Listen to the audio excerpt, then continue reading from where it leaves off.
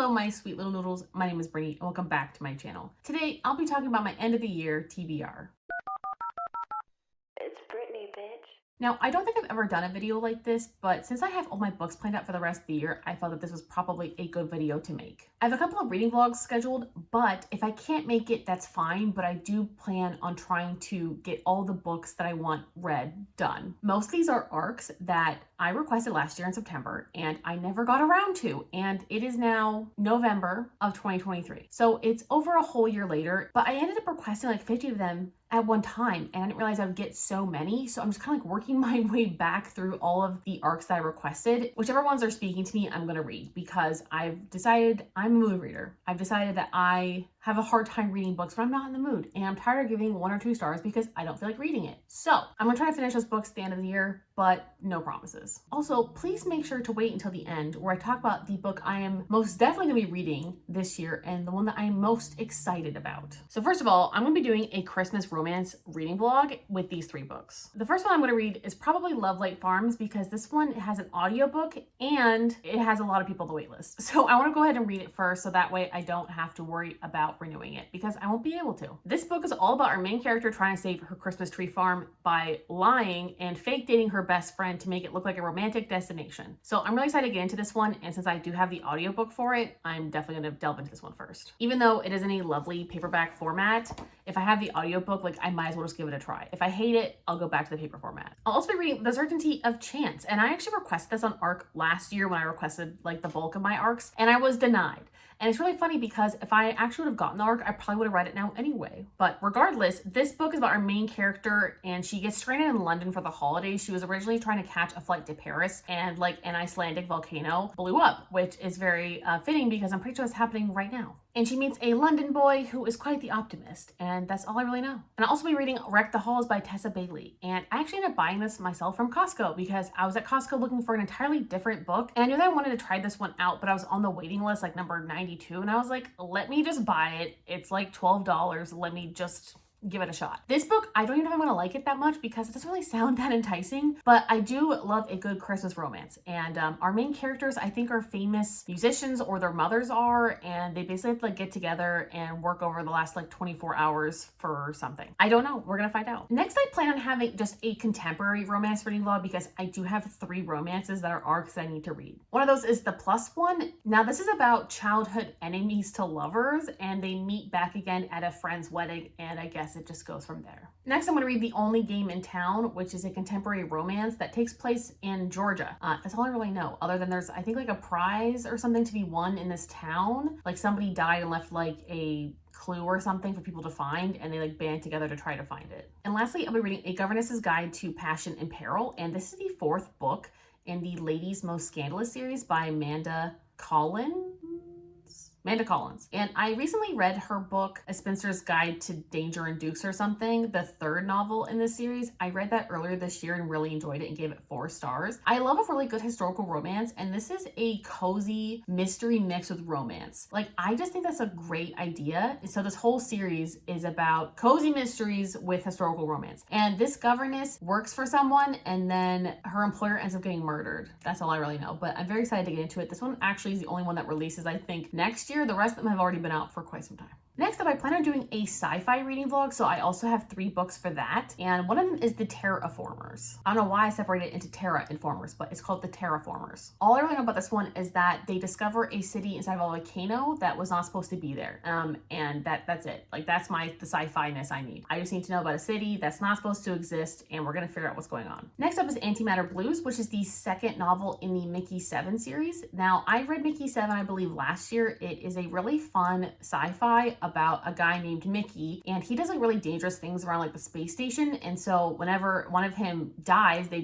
clone him. Like, they already can make a new clone, and he ends up getting like lost, and they think that he's gone, but he's not. So there's a Mickey 7 and a Mickey 8 that are coexisting, and they can't realize that both versions of them exist, because otherwise they're going to terminate Mickey 7. And that's the whole plot of that novel, and it's really fun and exciting. So I'm excited to see how this is going to turn out in the sequel. And next up is The Ferryman. And I have to say that I know absolutely nothing about this book other than as a sci-fi dystopian, and it is apparently on the Goodreads Choice Awards nominees list. So it's probably good. Literally have not read. But it's a very large book. I think it's like over 400 pages or 500 pages. Yeah, I just checked. It is over 500 pages as a hardcover. So it might be a little bit of a long read, but I'm really excited for this. And in the month of December, I really have not planned for reading any new stuff to me. So that's also why some of these books might get pushed to next year, because in the month of December, I want to basically have most of my books in for the year, and I want to just reread favorites and see if they still are favorites. I'm actually gonna be reading potential favorites, like books that I think might be favorites, but I've never actually put on the list. And a lot of these are like the second book in a series, but I always put like the first book of the series on my favorites list, even if the best book in the series was not the first one. So I just feel like it's more fair to actually rate it by the book. So one of those books is gonna be Long Bright River, which is the only one of these that is not gonna be a sequel. And I really loved this book and read it in like 2 days. I think it was last year or the year before. I think it was like maybe 2021. And I just love this book. It gives Mayor of Easttown vibes. If you've seen the show, you're gonna love this book because it's all about our like police detective Mickey, and she is obviously assigned to all these murder cases, and all of a sudden like girls are getting murdered left and right, and she has a sister who's like a drug addict, and she just keeps like thinking about her sister, and every single time that she like finds a drug addict woman who's like been murdered, she's always worried it's gonna be her sister. So it's a very like family drama mystery kind of book, and I just really enjoyed it. So I'm gonna see if it belongs my favorites list, and it may not, but I'm just really excited to reread it. I'm also going to reread Thunderhead, which is the second book in the Arc of a Scythe series. And again, I don't know why I didn't bring this up into my room because it's downstairs on my bookshelf because I literally own it. I love it that much. And this is just the second in the Arc of a Scythe series. The Scythe books are all about a world where dying does not naturally exist. So they have people that are scythes that go around killing people for population control. And they can basically kill anyone in any way they want. There are only a few rules in the Scythedom, and that's just makes this series so interesting.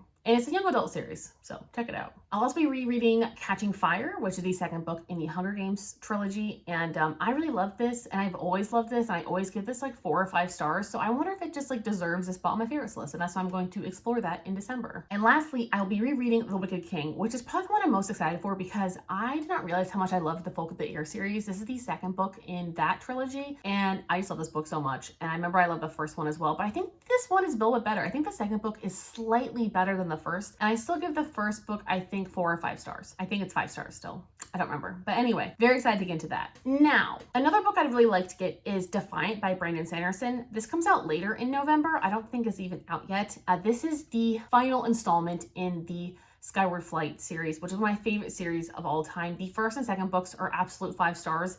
And I didn't love the third book. The third book, I think was a 3-star for me, but I really did enjoy like the novellas that came along with it. I think those were all 3 to 5 stars. I mean, there is still a good series. I mean, 3 stars is not terrible, but like I rounded up to 3 stars for Cytonic, which was definitely my least favorite out of the series. But maybe if I reread it, I might feel differently. But I'm really excited for the final installment because I'm sure it's gonna be really good with the whole gang back together. That's why they had the third book and the novellas separate, because the third book followed Spensa and the other novellas followed like all of her like teammates while they were all doing different stuff in the galaxy. So having everybody in one place for one book sounds like my cup of tea, and hopefully it can be another 5-star. And last but certainly not least is the book I'm most excited for, which I did not think I was going to get, but I got it. That is Iron Flame. Now, I just released my Fourth Wing reading vlog like not that long ago. I absolutely loved Fourth Wing, and here I am simping over a sequel. I remember last time I wanted a sequel this bad that I literally went to the library and was like looking for it. I got lucky because this is on the Lucky Day shelf, which a beautiful pink-haired librarian told me. I just talked to her this weekend. I don't even know her name. She is an angel. She is a godsend. She told me about this Lucky Day program that they have where they get copies of books that are like really popular, and it's your lucky day if you find it on the shelf because they only have certain copies in circulation that you can check out as a lucky day item. So of course this cannot be renewed, but it's on the Lucky Day shelf and like it's slated for just that. You know what I mean? Which is just so wild to me. But I looked last night at my library and finally it said that Iron Flame was on shelf, which was wild because I've been waiting for it after they've been ordering it forever. Like it said, it's been on order forever. Then all of a sudden last night when I looked, it said on shelf. And so I had an inkling and I said, let me go to the library tomorrow morning. And she said at 9 a.m. this morning, they just got these in.